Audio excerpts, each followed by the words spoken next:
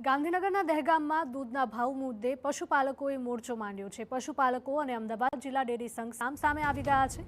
મધુર ડેરીમાં દૂધ લેવાની મનાઈ કરતા પશુપાલકોમાં આક્રોશ જોવા મળ્યો। રસ્તા પર દૂધ ઢોળીને પશુપાલકોએ વિરોધ નોંધાવ્યો હતો।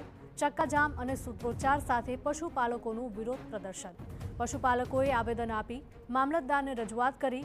ઉકેલ નહીં આવે તો ઉગ્ર આંદોલન કરવાની ચીમકી ઉચ્ચારવામાં આવી।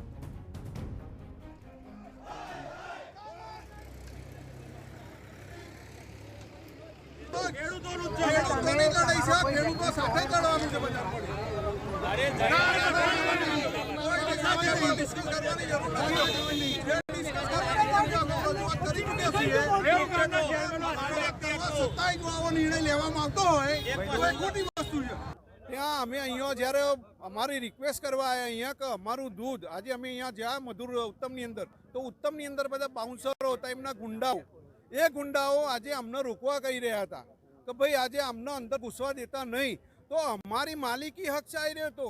એ સત્તા છે અમારી પશુપાલકોને બનાવેલી જગ્યા છે, જે આ ચિલિંગ સેન્ટર છે દહેગામ તાલુકાના પશુપાલકોનું છે, કોઈની માલિકીનું નથી।